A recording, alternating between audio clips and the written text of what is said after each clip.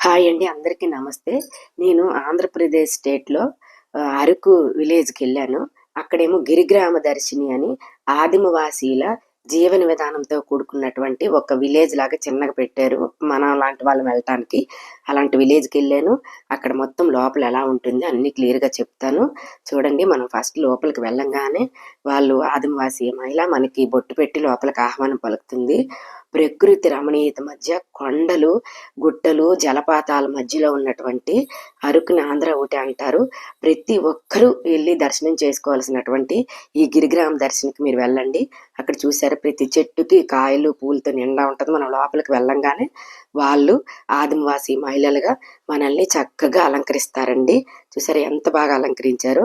అక్కడి నుంచి వాళ్ళ జీవన విధానం ఎలా ఉంటుందో చూపిస్తాను. తిరగల్లో చక్కగా అప్పట్లో ఏ పిండి చేసుకోవాలన్నా రాగి పిండిది తిరగల్లో వేసి చేసుకునేవారు. అదేవిధంగా ధాన్యాన్ని దంచి దాన్ని బియ్యంగా చేసుకుని వండుకొని తినేవారు.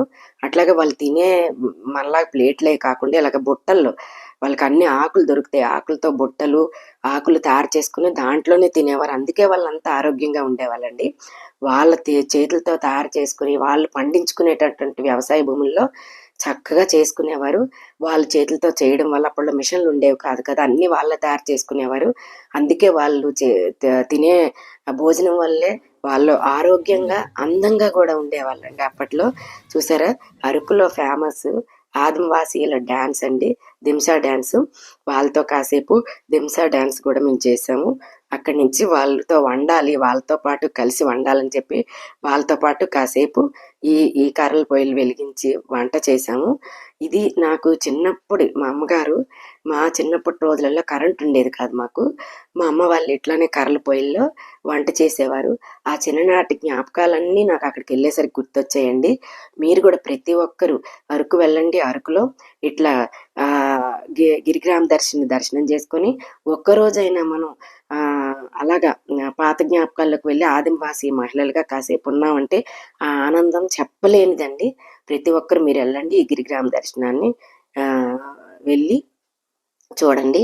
అక్కడ చూశారు కదా, వాళ్ళు వండుకునే గిన్నెలు కానీ ఏవైనా అంతా వాళ్ళ చేతులతో తయారు చేసుకునే వాటిలలోనే వండుకొని తినేవారు. ఇందులోనట రాగి జావ చేసుకుని తాగేవారంట. ఇప్పుడేమో నేను కూడా తాగుతానని ఆమెకు అడిగితే రాగి జావ చేయలేదని రాగి పిట్టు అని ఇచ్చింది, చిన్న ముద్దల్లాగా చేసినవి. దాంట్లో బెల్లం వేసి చక్కగా చేసి ఇచ్చింది.